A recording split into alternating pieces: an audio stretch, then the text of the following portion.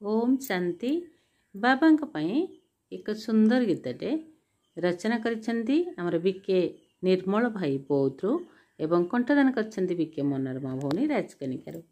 मुरली एमिति पाठटी ताकू पढ़िले हेला, पढ़ी देले खाली हेबनी ताकू पूछिले हेला। मुरली एमिति पाठटी ताकू पढ़िले हेला, पढ़ी देले खाली हेबनी ताकू बुझिले हेला। बुझी देले खाली हेबनी ताकू कर धारण, जीवने धारण करिले हेब परिवर्तन। मुरली एमिति पाठटी ताकू पढ़िले हेला, पढ़ी देले खाली हेबनी ताकू बुझिले हेला। मुरली एमिति पाठटी ताकू शुणिले हेला, शुणी देले ताकू हेबनी ताकू बुझिले हेला। बुझी देले खाली हेबनी ताकू मानिले हेला, जीवने ताहाकू मानिले शांति पाइबु बोला। मुरली एमिति पाठटी ताकू पढ़िले हेला, पढ़ी देले खाली हेबनी ताकू बुझिले हेला। मुरली एमिति गीतटी ताकू गाइले हेला, गाई देले ताकू हेबनी ताकू बुझिले हेला। बुझी देले खाली हेबनी कर्मे देखाओ करी, करमरे आनी पारिले निश्चय जीव सुधुरी। मुरली एमिति पाठटी ताकू पढ़िले हेला, पढ़ी देले खाली हेबनी ताकू बुझिले हेला। मुरली एमिति कथाटे ताकू कहिले हेला, कही देले खाली हेबनी अन्य शुणिले हेला।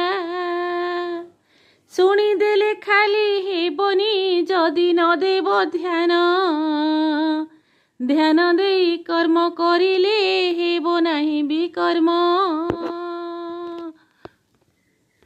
मुरली एमिति पाठटी ताकू पढ़िले हेला, पढ़ी देले खाली हेबनी ताकू बुझिले हेला। मुरली एमिति दहीटी ताकू मंथिले हेला, मंथि देले खाली हेबनी सार पाइले हेला।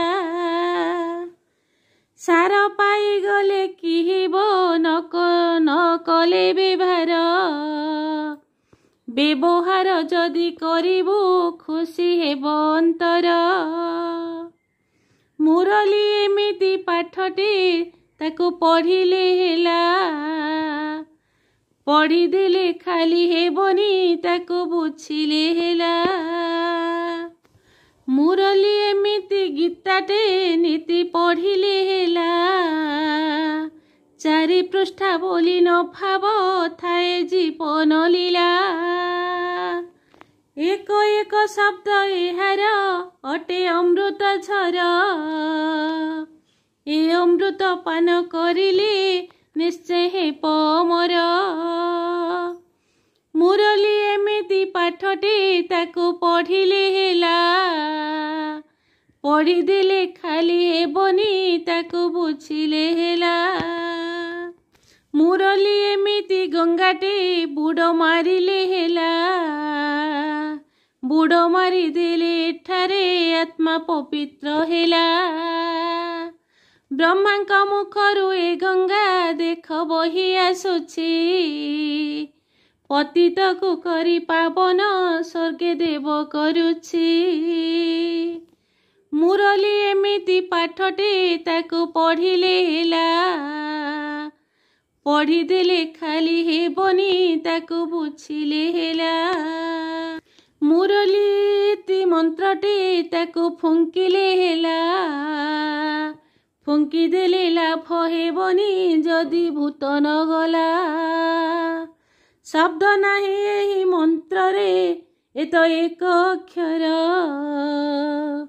श्रवण मात्र के पलाए मनोमाया असुर मनोमाया असुर मुरली एमिति पाठटे ताकू पढ़िले हेला पढ़ीदेले खाली हेबनी ताकू बुझिले हेला ताकू बुझिले हेला ताकू बुझिले हेला। ओम शांति ओम शांति।